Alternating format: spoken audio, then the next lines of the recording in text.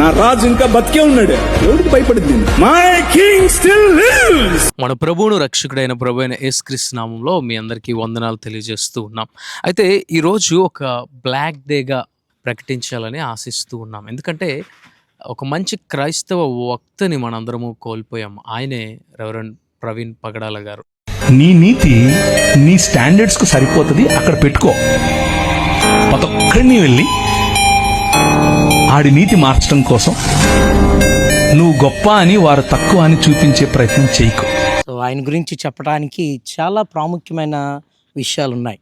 నేడు క్రైస్తవ సమాజానికి ఆయన అందించిన అనేక రీతులైన వాక్యాలే కానీ లేకపోతే వ్యాకరణాలే కానీ చాలా విషయాలు ప్రాముఖ్యమైనవి. దాని గురించి ఈరోజు మీతో మాట్లాడాలని ఈ ఛానల్ ద్వారా మీ దగ్గరికి వస్తా ఉన్నాం. మీ అందరూ చూసే ఉంటారు ప్రవీణ్ పగడాల గారిని దేవుడు వాడుకున్న విధానము. ఆయన్ని దేవుడు మరి ఎంత జ్ఞానం ఇచ్చి బలంగా వాడుకున్నాడో, మరి ప్రపంచం అంతా కూడా ఆయన బలంగా సేవ చేసేవాడు. ఒక మంచి సంపన్నమైన స్థితిలో ఉన్నప్పటికీ కూడా ఆయన గురించి నేను విన్నది ఏంటంటే, ఇదంతా విడిచిపెట్టి భారతదేశంలో ఉన్న క్రైస్తవుల్ని మేల్కొల్పాలని, వారిని జ్ఞానవంతులుగా తయారు చేయాలని, దేవుడు వాక్యాన్ని వారికి బోధించాలని, అవన్నీ కూడా విడిచిపెట్టి ఆయన ఇక్కడికి వచ్చినట్లు మనకు కనిపిస్తూ ఉంది. నిజంగా ఆయన చరిత్రలో మనం చూసినట్లయితే ఆయన రక్షించబడిన విధానమే కానీ, తర్వాత ప్రభువు నిమిత్తము ఆయన ప్రయాసపడిన ప్రయాసే కానీ, వేరే రాష్ట్రాలకు వెళ్ళి దేవుని వాక్యాన్ని ప్రకటించడం, ఆయన వివాహ జీవితము సమస్తము ఆయన చూస్తూ ఉంటే ఆయనది నిజంగా ఒక ఉన్నతమైన ఆలోచన కలిగిన జీవిత శైలి.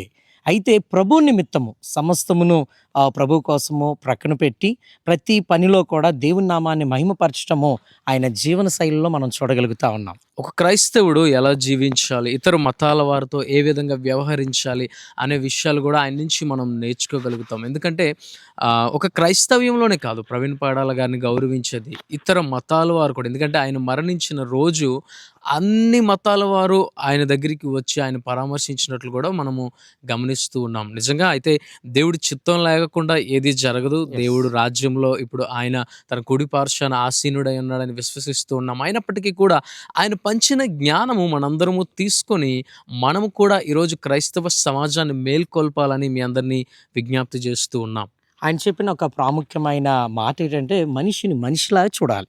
మనిషిని హిందువుగా చూడద్దు, ముస్లింగా చూడద్దు, క్రైస్తవుడిగా చూడద్దు, బౌద్ధుడిగా చూడద్దు, మనిషిని మనిషిగా చూడాలి. నిజమే కదా. నేడు సమాజంలో ఈ మానవత్వానికి సంబంధించిన విషయాలు తగ్గిపోతా ఉన్నాయి. దేవుని వాక్యం కూడా ఉంది, కడవరి దినాల్లో ప్రేమ చల్లారిపోతా ఉందన్నట్లుగా. నేడు ప్రతి ఒక్కరూ స్వార్థపూరితంగా బ్రతుకుతా ఉన్నారు. కానీ సత్యాన్ని గురించి నిలబడడం, సత్యాన్ని ప్రకటించడం, ఉన్నది ఉన్నట్లుగా చెప్పడం, ప్రజలందరినీ మేల్కొల్పి వారి యొక్క జీవన శైలిని మార్చే విధానంలో ఆయన ప్రయాసపడిన ప్రయాస నిజంగా మాటల్లోనే కాకుండా ఆయన చేతల్లో కూడా చూపించిన విధానాన్ని మనం ఆయన జీవితంలో మనం చూడవచ్చు. ఎస్, ఆయన ఎంతోమంది చిన్నపిల్లల్ని మరి అడాప్ట్ చేసుకొని వారికి ఒక మంచి విద్యను లేకపోతే మంచి చదువును ఇచ్చినట్లు మనకు కనిపిస్తుంది. ఎంతోమంది వితంతువులకు కూడా ఆయన సహాయం చేస్తాడని, అంతేకాకుండా గొప్ప సేవ చేస్తున్న సేవకులు కూడా ఆయన కోట్ చేస్తూ లేకపోతే ఆయన నుంచి నాలెడ్జ్ తీసుకున్నట్లు కూడా మనకు కనిపిస్తూ ఉంది. అనేకమైన డిబేట్స్లో కూడా ఆయన ఎవరిని కించపరిచే విషయాలు ఎప్పుడు మాట్లాడలే. ప్రతి ఒక్కరికి ఉన్నది ఉన్నట్లుగా లేఖనాల ప్రకారంగా ఇతర గ్రంథాల్లో ఉన్న విషయాలను కూడా కోట్ చేస్తూ అట్ని ఉన్నది ఉన్నట్లుగా మనుషులకు తెలియజేసి వారిని చైతన్యవంతులు చేసి ఏది నిజం, దేనికోసం మనిషి బ్రతకాలి, ఎలా ఉండాలి అనే విషయంలో తను ఎంతగానో ప్రయాసపడినట్లుగా మనము ఆయన యొక్క ఇంటర్వ్యూస్ అన్నిట్లో కూడా మనం చూడవచ్చు. ఆయన పరిచర్య జీవితంలో మనం ఒక విషయాన్ని గమనించాలి. ఏంటంటే శిష్యుల్ని తయారు చేయాలి అనే యొక్క తాపత్రయం ఎక్కువగా ఆయనలో కనిపిస్తూ ఉండేది.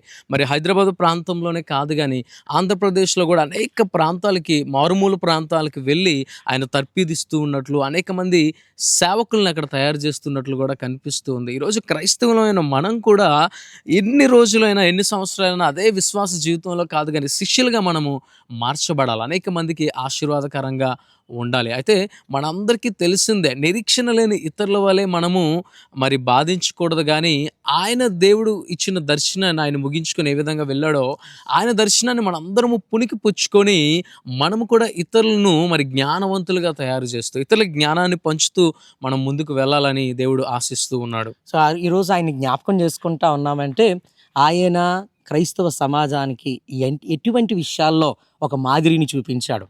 ఆయన మాటల్లోనూ చేతల్లోనూ, ఇంకా ముఖ్యంగా వాక్య పరిజ్ఞానంలోనూ ఆయన చేసిన కృషి మనం నిజంగా తెలుసుకొని నేడు యువత కూడా ఈ విషయాల్ని ఆదర్శంగా తీసుకోవాలి. ఏదో విన్నట్లుగా విడిచిపెట్టడం కాదు, కానీ దాన్ని ప్రాక్టికల్గా అర్థం చేసుకుంటూ ఆ విషయాన్ని ఇతరులకు తెలియజేస్తూ అందరినీ చైతన్యవంతులుగా చేయాలనేది మనందరము ఒక నిర్ణయంగా తీసుకుంటే నిజంగా దేవుని వాక్యం సెలవిస్తూ ఉన్నట్లుగా నీతిమంతుని జ్ఞాపకం చేసుకునేట ఆశీర్వాదకరం. నిజముగా ఆయన్ని ఈరోజు జ్ఞాపకం చేసుకోవడం అంటే జస్ట్ ఆయన చేసిన విషయాలే కాదు, కానీ ఆయన చేసిన విధానంలో కూడా నేడు అనేక మంది క్రైస్తవులు, అనేక మంది యవనస్తులు ఆ మాదిరిలో నడవగలిగితే నిజంగా దేవుని నామానికి ఎంతో మహిమ కలుగుతుంది. ఆయనలో గమనించాల్సిన ఇంకొక గొప్ప విషయం కూడా ఏంటంటే, ఏ సమాధానాన్ని అయినా కూడా దేవుని వాక్యంలోంచి ఆయన సమాధానాన్ని ఇస్తూ ఉండేవాడు. ఎందుకంటే ఆయన ఏం చెప్పేవాడంటే, ఎటువంటి ప్రశ్నకైనా, ఎటువంటి కఠినమైన ప్రశ్నకైనా సమాధానాన్ని మనము దేవుని వాక్యంలో కనుగొనగలుగుతాం. ఎందుకంటే he loves word of God. దేవుడు వాక్యాన్ని ఆయన ఎంతగానో ప్రేమించేవాడు, ఇతరులకు బోధించడానికి, లేకపోతే ఆయన కూడా నేర్చుకోవడానికి ప్రయత్నం చేస్తూ ఉండేవాడు. ఈరోజు క్రైస్తవులుగా పిలువబడుతున్న మనందరం కూడా దేవుడు మందిరానికి వెళ్తూ ఉన్నామా, లేకపోతే మందిరంలో హాజరవుతూ ఉన్నామా, అక్కడ ఏదో కొన్ని పనులు చేస్తామా, అక్కడితోనే మనం ఆగిపోతూ ఉన్నాం. కానీ దేవుడు వాక్యంలో ఉన్న జ్ఞానాన్ని మనందరము ఎత్తి పట్టుకొని ఇతరులను మేల్కొల్పేవారిగా, లేకపోతే మన సహోదరులు పురికొల్పేవారిగా ఉండేటప్పుడు మాత్రమే మరి మనము ప్రవీణ్ పగడాల అన్నలాగా మనము మార్చబడతాము, అనేక మందికి ఆశీర్వాదకరంగా ఉంటామనే విషయాన్ని మనందరం జ్ఞాపకం చేసుకోవాలి. సో ఈ విషయాలు బట్టి మిమ్మల్ని ప్రోత్సహించాలనే ఉద్దేశంతోనే ఈ వీడియోతో మీ దగ్గరికి రావాలని ఆశపడుతూ ఉన్నాం. నేడు నిజంగా ఒక బ్లాక్ డే.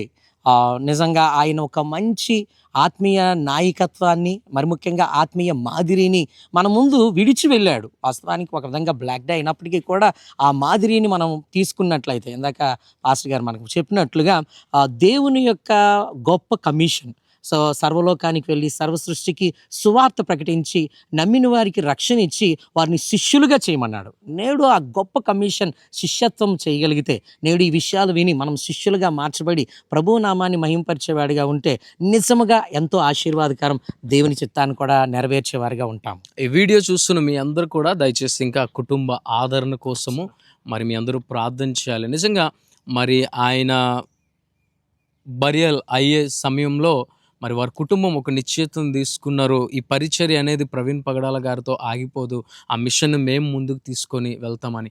మరి ఆ సిస్టర్కి, అదేవిధంగా వారి బిడ్డలకు దేవుడు ఓదార్పును దయను దయచేయలాగిన, ఇంకా కుటుంబాన్ని దేవుడు సేవలో ముందుకు నడిపించేలాగిన మనందరము ప్రార్థన చేద్దాం. తప్పనిసరిగా ప్రార్థన చేద్దాం. దేవుని వాక్యం ప్రకారంగా ఒక తల్లి వారిని ఆదరించినట్లుగా నిజంగా ఆయన ఆదరించే దేవుడు. ఆయన నమ్మిన వారిని ఎప్పుడు విడిచిపెట్టడు. సో ఈ వీడియో ద్వారా కూడా ఆ కుటుంబానికి ఆదరణ మాటలు తెలియజేస్తూ ఉన్నాం, ఆదరించబడతా ఉన్నాం. మనం దేవుని పనిలో ఉన్నాం కనుక దేవుడు తగిన బహుమానం మేమైతే నమ్ముతా ఉన్నాం. ప్రవీణ్ పగడాల గారు నిజంగా దేవుని పనిని తుదముట్టించారు. ఒక చక్కటి బహుమానానికి కూడా ఆయన అర్హునిగా చేయబడ్డారు. కనుక నేడు క్రైస్తవ సమాజంలో మరి ముఖ్యంగా యవనస్తులకైతే ప్రోత్సహించే మాట, అట్లాంటి మాదిరిలో మనం ఉండి ఒకరినొకరు ప్రోత్సహించుకుంటూ ఆదరించబడదుముగాక. God bless you all. దేవుడు మిమ్మల్ని అందరినీ దీవించును గాక. Try to live a real human life. నిజమైన మనిషిగా బ్రతికి చూడు. మతం మెల్లిమెల్లిగా తన పట్టు కోల్పోతుంది.